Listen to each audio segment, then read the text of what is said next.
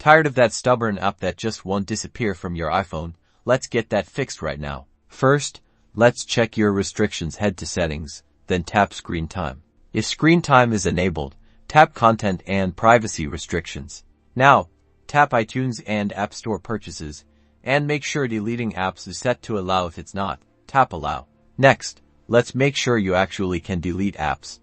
Sometimes, your iPhone just might not have enough storage. Go to Settings, then General, then iPhone Storage.